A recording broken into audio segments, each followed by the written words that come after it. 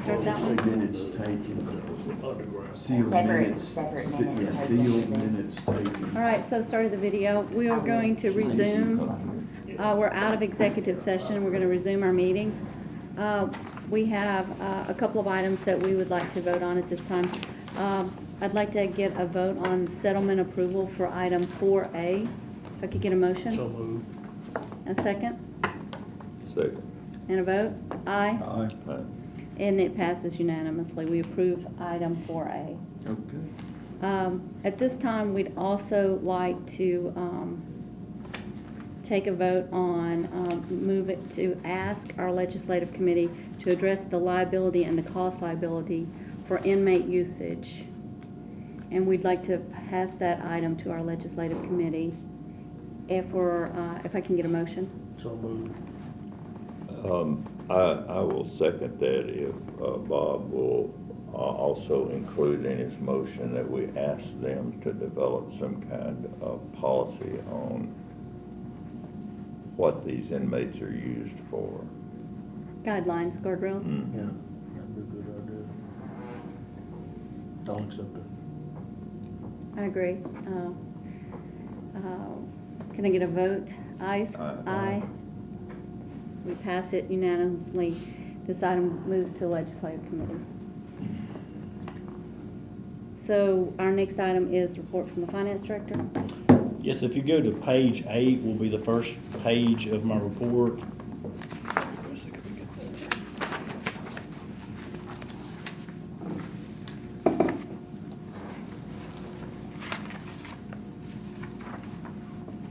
Page number 8 is the balance sheet for the health insurance fund, and this balance sheet is on the accrual basis of accounting, meaning it's similar to a business, but we do not close all the accrual accounting, in other words, the runoffs and stuff for actuarials until the end of the year. So what we're showing, your most significant item right now would be your cash. You have a little over $19 million, and you've got, at the end of last year, if you go down several items, you've got a little over $1 million worth of liabilities. To give you kind of a perspective of how that's looking this year to date compared to last year, as of last November, you had $17.3 million worth of cash. So based on what information we have available and the same information that Bob and Brittany's looking at, this fund's running quite well this year. Also, if we look last year from November to June, we went somewhere from 17.3 to 17.9. So from looking at it from the same November to November, because this is November's balance sheet, we're looking from June, this fund's picked up quite a bit of cash and therefore reserves. So you're looking at, let's just say 19 million minus $1 million worth of reserves, about $18 million worth of reserves right now. Can I ask you, what do we supply this cash account with? I know that we're putting in the money we forego by not having the large stopgap. No. My This is specific This is question. health only. We'll go This through is the health. other interest. What about This- my interest on this money? Does it come back in, or does my interest go We on? give interest to these funds. Okay, thank you. Because they have employed. If we go, and we go to page 2, and I can kind of show you. I'm good. Show Thank you the interest, because it's pretty easy to see that too. And that's kind of the same discussion we had in budget about arbitrage rebate, because the interest is up all across the county. So if you go to page 9 and you go about 4 items down, it says investment income. We budgeted, which is, we actually called a plan, we don't do a true budget for this, What $114,000. page are you on, Bob? Page number 9, I'm sorry. The next page back. Yeah. The next page back is actually the revenue sheet for your health insurance fund. If you go, there's like blue boxes below the last blue box. There's one right there that says investment income. It's budgeted at $114,900. This year to date, we've actually bought $336,915 out. That's how much interest earnings are up this year. That's why we were talking about earlier budget about potential of arbitrage rebates. If you look down here, the things that fund this is the employees and the actual employee and the premiums paid by the county. That's your first large number. The second number is surcharges for if you're a smoker, you get charged a surcharge, or if your spouse has insurance somewhere else and you decide to take the county insurance, you get charged a surcharge also. And then under that's the retiree insurance payment. So that's your sources of income for this fund. The next page shows all of your expenditures for the fund, and one that the, Let me ask a question about this. Because this is a employee insurance fund, the interest is designated back to this fund. And in the case of the trustee, is the trustee investing this money? yes, all. And if it's a county department, they don't get the interest back. No. Yeah. We give it to this one, and we give this fund the interest because it has employee and county premiums in there. Right. So we thought the most advantageous was to give interest to this fund. It was done that way when I got here, and I think it's the most appropriate treatment. That and the dental insurance. Now, on the job injury liability, the reason we gave it insurance is because it involves two funds, the highway and the county general is why we give it fund. But individual departments would not earn interest. By and large, unless it's to these funds or for like the hospital sale proceeds, or required to be put in there for things such as grants or the cafeteria fund at the school, all the interest goes into your debt service fund because that's where we pay all of our interest to for debt. But if we go on to page 10, and these are the different expenses for the claims and stuff. One of them that Commissioner Boyd or Chairman was asking about, if you go to the very last expenditure, it says specialized medical treatment. That's the amount we're estimating and the actual amount paid to date for the one-to-one clinics. So it is broke out separately. You wanted to see the cost. So we're estimating it's going to be about 762, probably a high estimate.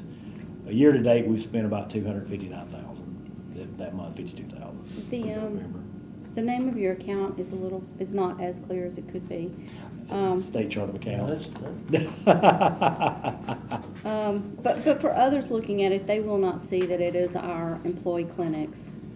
And it's kind of important right now with all of the discussion on salaries, that we can say, this is another bucket we're paying in for benefits. Is there any way we can, state chart of accounts, I got it. We could probably rename it as a state because it'll fall back in, but the state when they put it on their report, it'll be named that. But if we go down each one and It doesn't have to, we can talk about it offline. what I was going to go down each expense really quickly, but Are you saying that one-to-one is just a subgroup of the specialized medical treatment? no, that's the cost of all the one-to-one Okay. for the clinics, for There's nothing called preventative medical treatment, because that's, no. It's a state chart of accounts. We can rename things, but no, it's never been named that. The state chart of accounts is rather generic. Sounds like we're giving facelifts. Right now, we've got thousands upon thousands of line items, so that's why the state has, it's on these names. But if you go to the first one, it says handling charges administrative, that's what you pay Blue Cross Blue Shield for two things. One, to pay your claims, and number two, they negotiate contracts with providers. That's really the two large things they do for us. Mm-hmm. They do not do compliance for like your explanation of coverage, EOC. That's something Brittany will talk about later. We've actually got a firm looking at ours right now because that was one of my concerns, and I'm always the chief concern person, I guess is the best word, or preventative. The second one's vision administrative. I kept it separate because part of our health insurance fund is a vision plan that we give to them as the help. It is actually a standalone, so we keep it separate the way we can track the cost. Your next one's the consultants, which is where we pay Mr. Shue for his work here, and we also pay for where you have an actuarial done once a year on the clinics and any other kind of studies we have done. So it won't necessarily, it's not only him, it's several consultants. The next one's your big item, which Mr. Shue was talking about, which is your medical claims.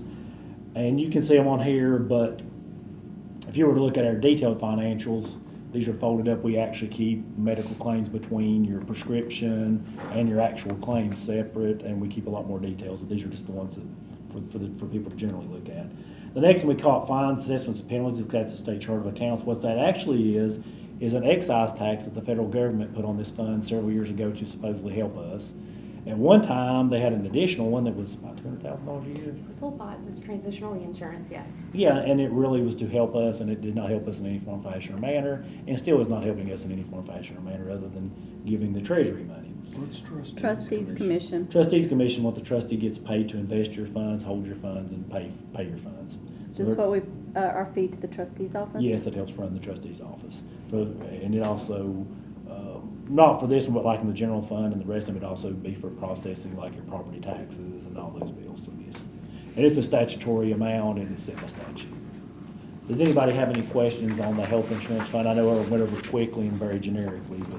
I would like to request that at our next meeting, you could give us a brief overview of what the retirement insurance, how it works.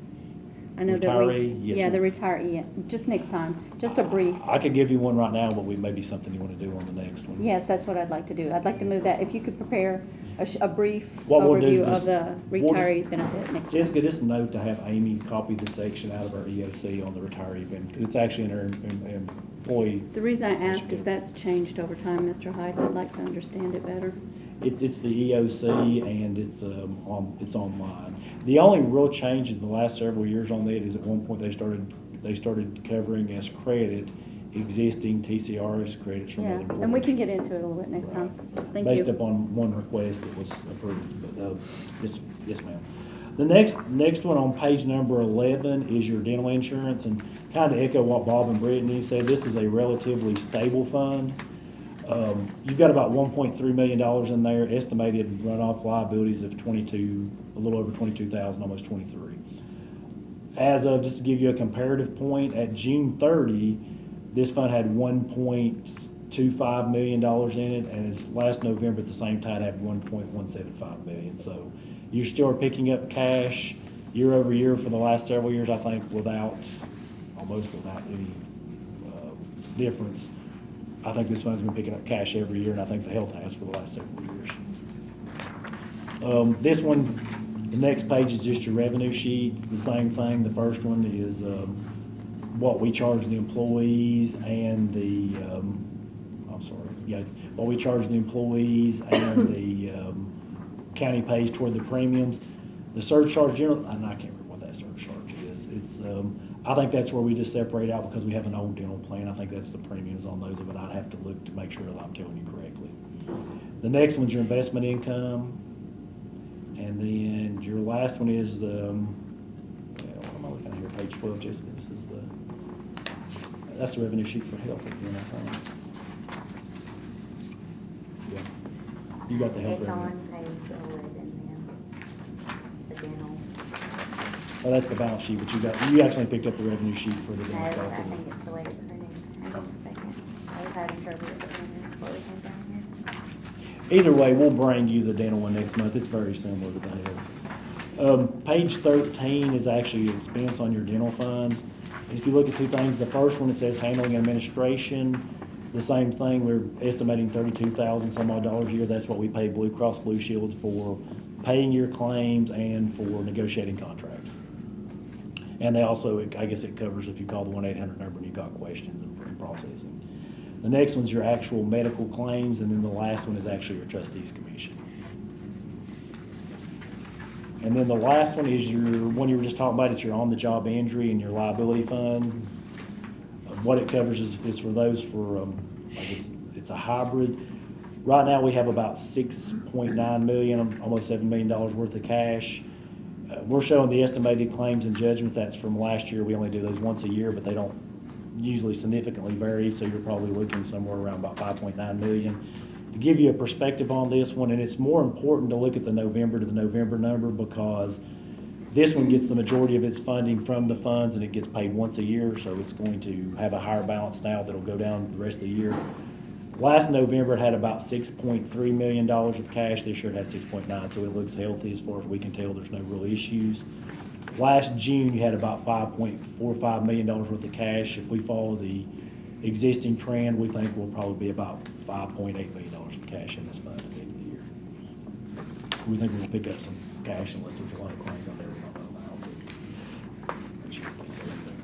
know about. The next page, the same thing. If you look at this for the first revenue account number, there's about a little over $2 million. What that's made up of is an amount based upon an agreed on percentage earlier that's paid from your county general fund and your highway fund to cover the estimated claims and costs for your on-the-job injury and your liability claims. Not your reinsurance for the buildings. The funds pay those directly. Highway and county general pays those directly to the carriers. So this fund does not show those expenses that you were asking about. If you go on down, the same thing, investment income, we estimated 41 for the year. We've already brought in 126,000. It shows you how interest earnings are going. And then the next one, you have things like miscellaneous refunds where we get rebates back, and then amounts we recover from individuals through the court system or they pay us back. And then this one has a few more line items, but if you have any questions about them, it's got your liability claims, it's got your on-the-job injury claims, and it's got the operational cost for administering the actual OJI liability, because we administer it in-house versus, hiring a third party like Blue Cross Blue Shield for health and dental. Does anybody have any questions about those particular funds?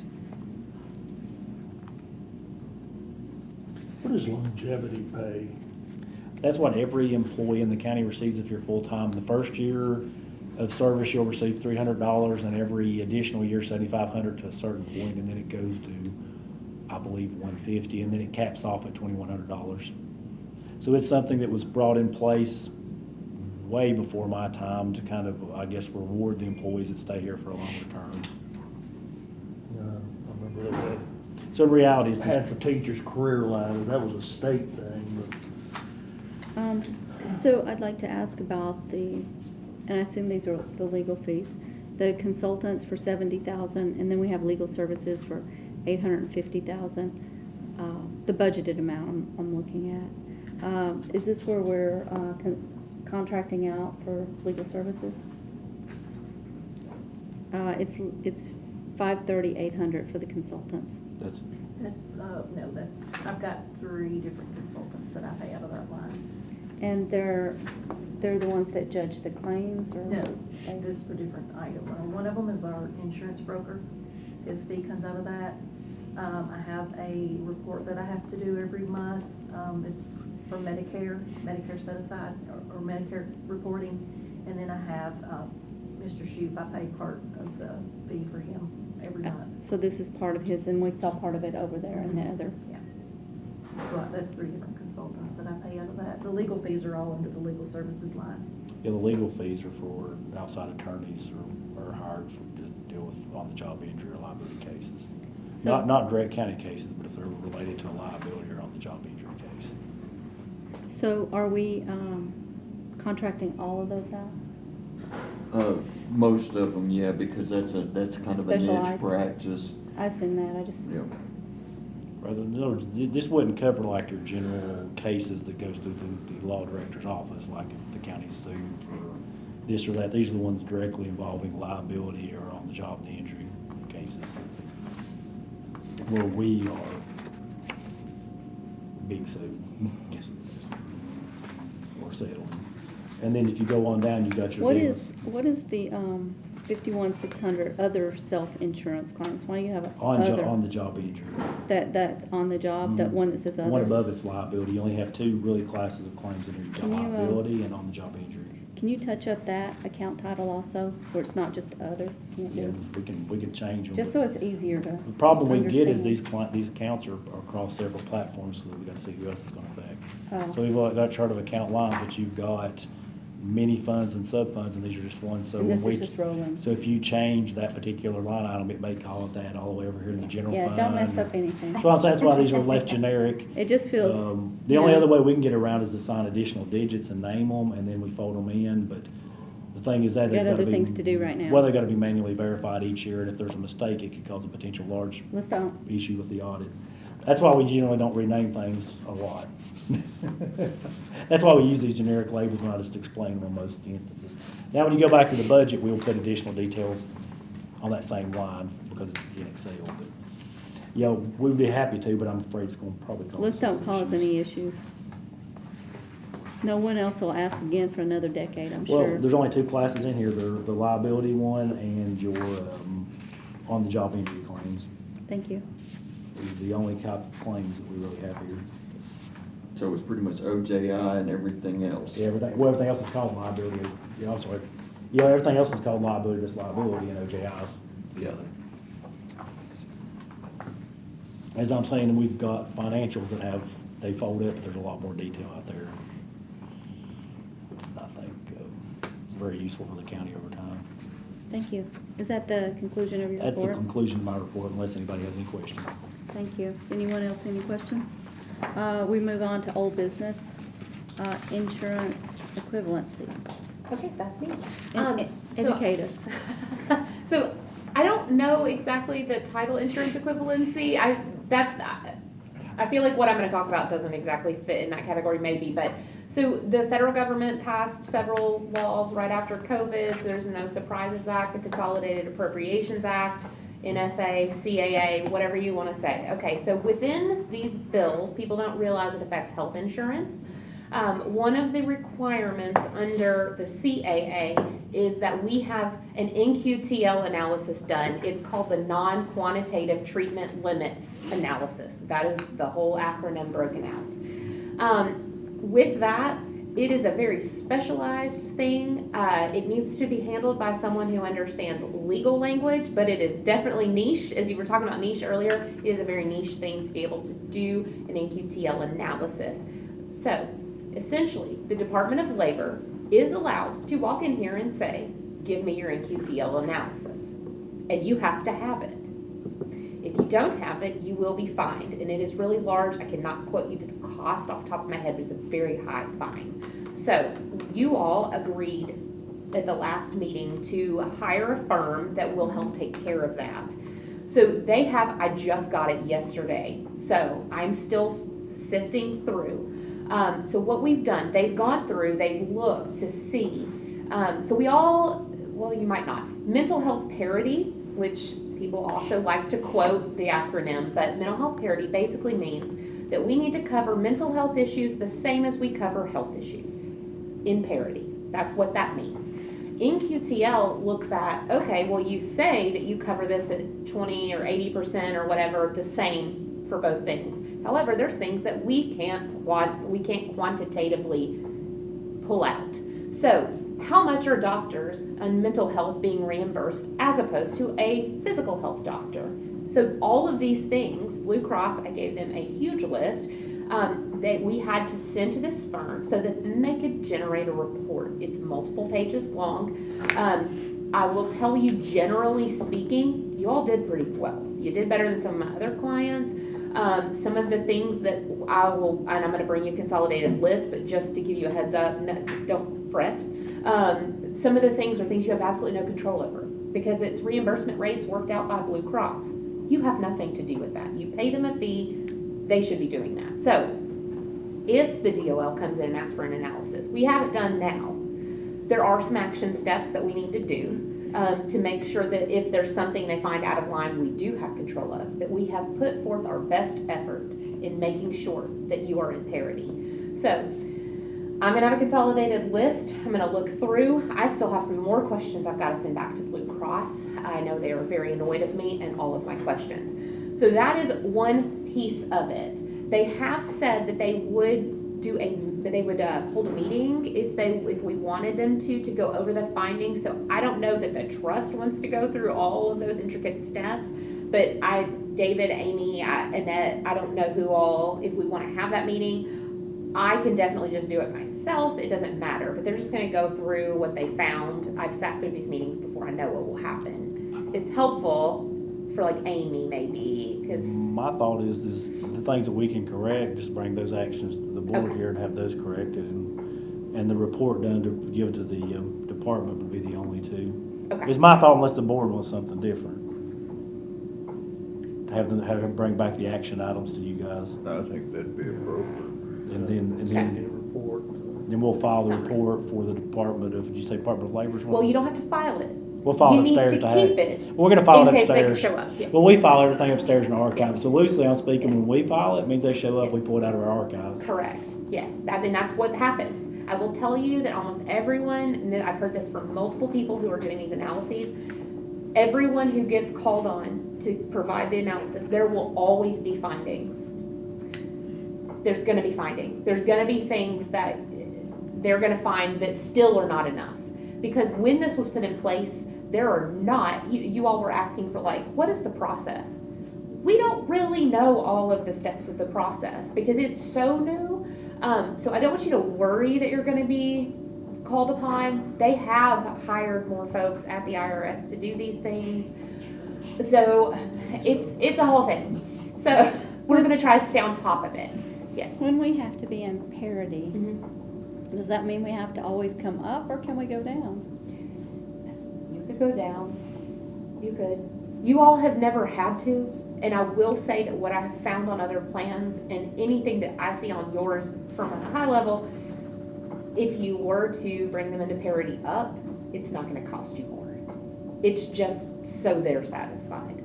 There are certain things you have no control over, and such as, let's say I have a alcohol usage issue, I need to go to a hospital. The denial rate is probably going to be higher for people needing to go for substance or mental health abuse, because all of those are actually together. The denial rate's higher because a lot of those places are out of network. So you hire Blue Cross to get you the best deal so your folks can have great care. Well, guess what? A lot of these places overcharge, and they're like spas, and they're wonderful. There are other places who just get the job done. And then there's the in-betweens. So their network is a little narrower on mental health. But again, you have no control over that. That's Blue Cross's problem. Thank you. We could go either way. We'll discuss it though. I will always bring those as options. So that's kind of that analysis. The other analysis was actually a lot bigger. They went through your plan document and just said, okay, we would really expect to see that this states that this is a non-ERISA fund, blah, blah, blah. It's just certain language that they, as legal authorities in self-funding, would expect you to have in your plan. And honestly, most of the changes I see are actually to protect the plan and protect you all and your ability to make decisions about what is and what is not covered, what will be decided by Blue Cross, things like that. So a lot of the changes that I will bring to you, again, I sent a list of maybe 25 more questions to Blue Cross just on that. They sent me their entire standard document. I've gone through and looked to see where you all are deviating from their standard document, and I still find some holes that they're not providing you all that they really should be per the NSA and the CAA and on and on. I could bore you for hours about it. However, what I want to do is take all of the findings from both analyses, bring them together and say, these are the changes I think you should make to your plan. Most of them are not going to have anything to do with coverage. A lot of them are just going to be, in that plan document, do we have a definition for mental health? Do we have a definition for, I don't know, insert any medical term here. That's really what a lot of the changes are going to be, but I'd like to summarize it for you. And so the analysis is, I'm really glad you did it. I think there's some really good stuff we can add to protect the plan. To be honest, the second item, remember we had the discussion, the first one's one we're required to do, but I asked you to approve, I think it was up to 10,000. Yes. Because the second item, we've had this plan for years before my time. Many people's had their hand in it changing it. Blue Cross will tell you up front, we are self-insured, so they're not responsible for the language. That's why I've asked the plan if we could send it to this group to look to make sure they thought we were in compliance everywhere. So it would be my request, if possible, for the board, unless it changes your coverage in some significant way, to take all those recommendations and fold them back in. Because right now, my concern is that, as she's saying, there may be some small non-compliances in there that we can fix. Just a caveat on what David just said. Back when you had stop-loss insurance, it was kind of set in place. If the board wanted to amend the plan, first thing we had to do was go to stop-loss carrier and say, if they do that, is this going to be covered? In other words, you can't just say you're going to cover something in your policy and it winds up being a huge claim and you expect the stop-loss company to reimburse you. Well, that's gone because you are the stop-loss insurance company now, basically. So I think David's right on point that for that reason and what he said, because we've sat through many of these meetings and there's been times that there's been amendments to come to the plan and we have spoken up and said, we don't think that's a good idea for the following reason. If for whatever reason it would pass or not pass. So there's been changes. And so I think it would be good to get this back in compliance for those reasons. Is this once and done?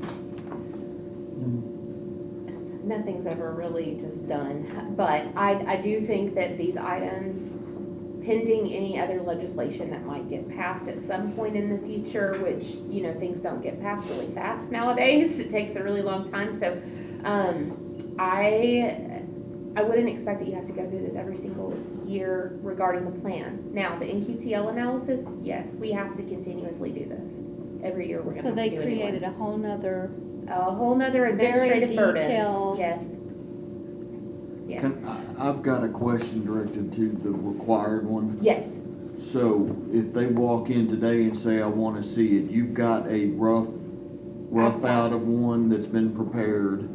So we provide them with this. Where are we at compliance wise, and what kind of fines would we be looking at right now? I cannot quote the fine immediately off the top of my head. The most important thing is that you have it done. Now, if they were to come in today, I did forward the report, so Amy actually already has it in her inbox. I need to be in the loop on Absolutely, those. I will make sure you get it. So that's the general report. As far as what changes can you put in place, that you've put forth that best That's what I'm faith, getting effort. at. Yeah, we wanna make sure you Making do that. progress towards. Yes, absolutely. I actually don't think there's a lot of changes you need to do for NQTL, for the required For analysis. compliance purposes. I think a lot of it's gonna fall on Blue Cross. So when do you anticipate a final version of this required one? It's on me to put it together for all of the changes. I was trying to condense both things that we need to get done together. But that report should suffice for now, if they were to come in. And then anything that we need to change, that is, it may be a week, probably less than a week. I should have a list of those things that we really need to I would have do. forgotten about it by then, Oh, okay. so that's fine. Okay, but yeah, no, we will, I actually, that spent most of my day yesterday looking through that analysis plus the whole plan document analysis. Yeah, on one of these required items, please, make sure I'm Absolutely. in the loop. Thanks. Yes. So by and large, Yeah. the county's stuff was, for the required report was okay. The second Mostly. one's more that we just need to change a lot of language to make sure we are in compliance if there was a complaint or whatever's going on. Right. Again, a lot of the stuff for just the plan review, the one that wasn't required, a lot of them are we need to add some definitions. You don't have a statement in there regarding, what's it called, the IDR payments, the independent, I don't remember the whole acronym, again, more acronyms.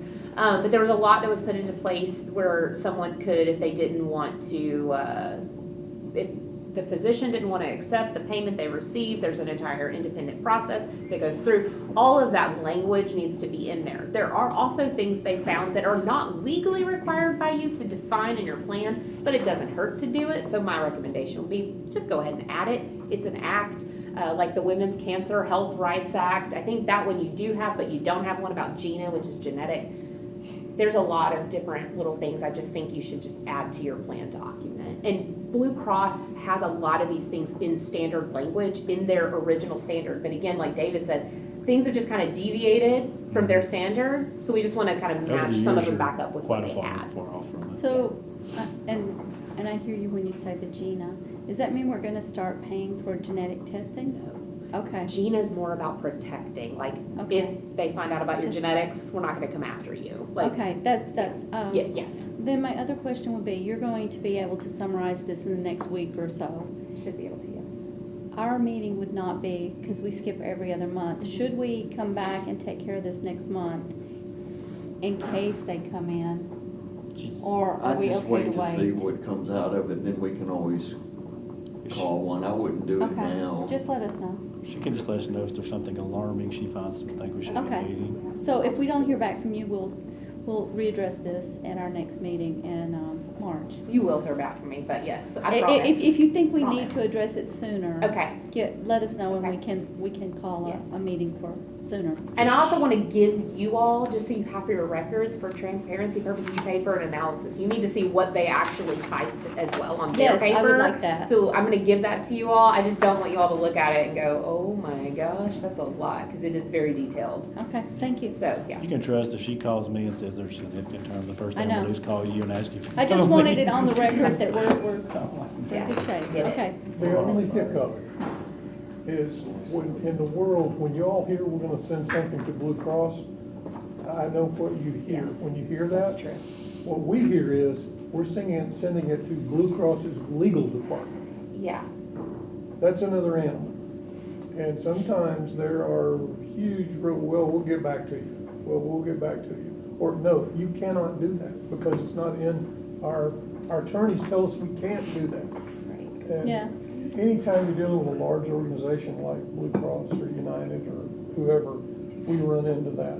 When we're dealing with independents, the client writes their plan and it sends a stop loss or whatever. It's very fluid, but under the contract you're under with Blue Cross, they are them and Cigna in particular.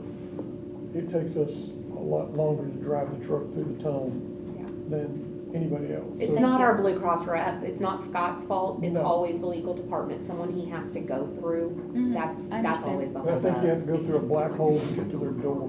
Yeah, It's just. yes, I understand, thank you. So is that the end of, That's everything. Do you have questions? Did I, not yet? Just wait. Okay, all right. I don't expect to come to you all with a list that says, we need to start covering these $1 million claims. I don't think it's that kind of thing. I really do think it's more definitions and making sure it's very clear the blame is on Blue Cross. As far as reimbursement rates, things like that, you have no control over. Drug denials, they handle prior authorization. They handle all of that. So okay, that's thank where you. we're at. Very good. If there's no other questions, I will make a motion for adjournment. All in favor? Aye. Thank you for your time. Absolutely. I truly appreciate